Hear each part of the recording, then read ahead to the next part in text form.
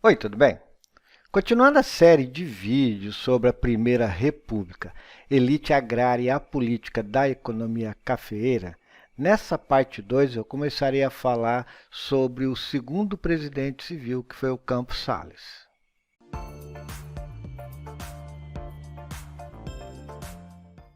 Se você é novo no canal, seja bem-vindo. E se gosta desse tipo de conteúdo, aproveita para dar um like, se inscrever no canal e ativar o sininho para não perder nenhum vídeo. Então vamos lá. Bom, o período de 1898 a 1902 foi o período do segundo presidente civil, que foi o Campos Salles. Política dos governadores. A política dos governadores, ou política dos estados, foi um acordo durante os primeiros anos da República Velha, que foi de 1889 a 1930. Ela mostrava o poder das oligarquias estaduais na Primeira República, onde o governo federal apoiava os governos estaduais sem restrições e, em troca, eles faziam uso de seus coronéis. Mais para frente vou estar falando sobre o coronelismo. E elegiam bancadas pró-governo federal, de forma que nem o governo federal nem os governos estaduais enfrentassem qualquer tipo de oposição. A chamada República dos Governadores, que caracterizou a Primeira República no Brasil, tinha por objetivo a manutenção da estrutura agroexportadora.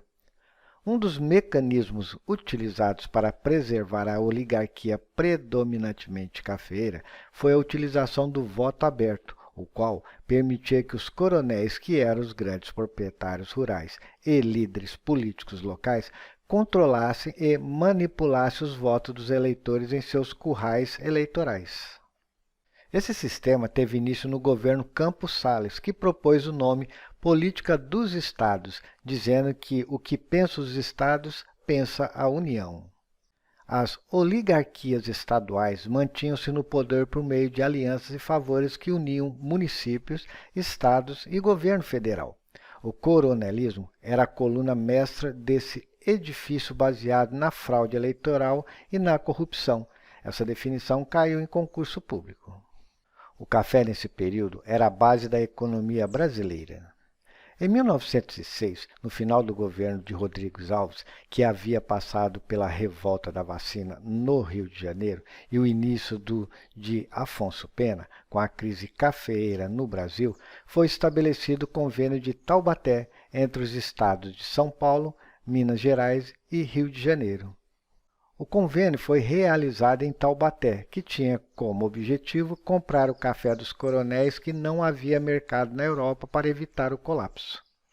Imigração. Durante o período de transição do século XIX para o século XX, as imigrações desempenharam um papel crucial na formação sociocultural do Brasil. Os grupos mais numerosos eram formados por imigrantes italianos, portugueses, alemães, japoneses e árabes. A partir de 1930, começou o declínio migratório para o Brasil.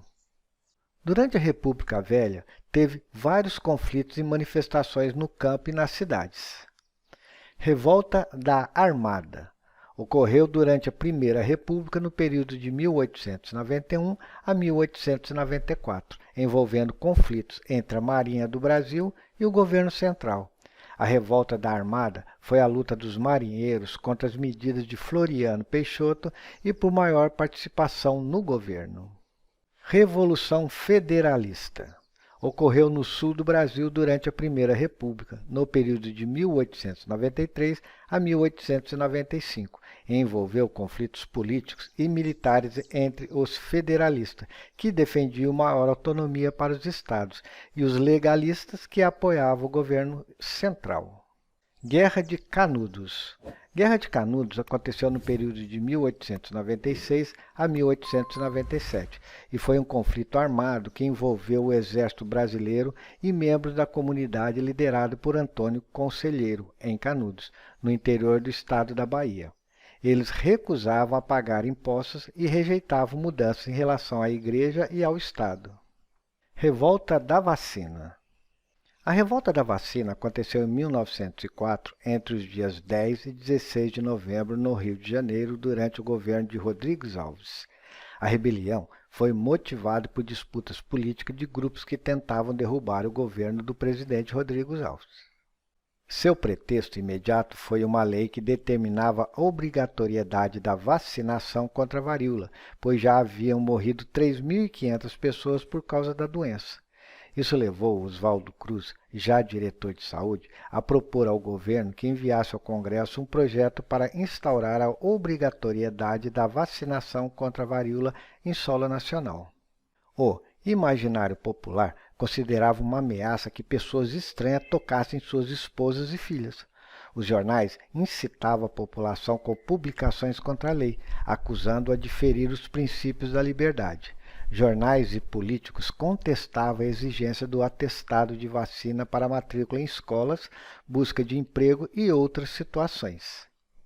Com a lei aprovada, fez com que eclodisse a revolta. O governo de Rodrigues Alves decretou estado de sítio e controlou a revolta e, com isso, também revogou a lei. Em 1908, uma intensa epidemia da doença elevou o número de mortos para 6.500 pessoas. Com medo da varíola, a população começou a procurar voluntariamente os postos de saúde para se vacinar. No início do século XX, ocorreram várias revoltas populares. Uma delas implodiu no Rio de Janeiro, após o prefeito Pereira Passos pôr em prática o plano de modernização e higienização da então capital federal, que começou pela construção da Avenida Central, que autorizou a demolição de casarões e casebres do centro.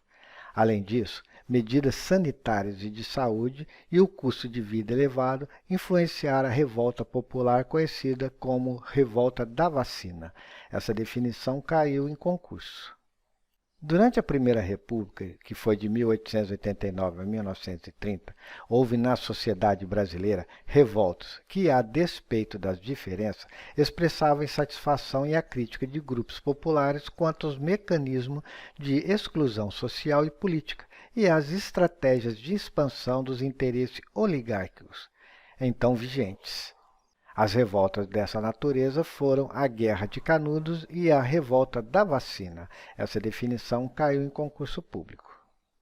Bom, no próximo vídeo eu começarei falando sobre a Revolta da Chibata. Bom, se você gostou do vídeo e também gosta do meu canal, eu gostaria de te pedir para ajudar o canal a se manter, fazendo uma doação de qualquer valor ou comprando uma apostila. O Pix está ao lado e é só apontar o celular para o QR Code ou clicar nos links para as apostilas na descrição abaixo do vídeo e no comentário fixado. E desde já, eu te agradeço.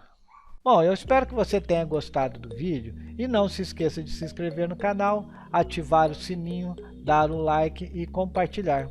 Abraços e até o próximo vídeo.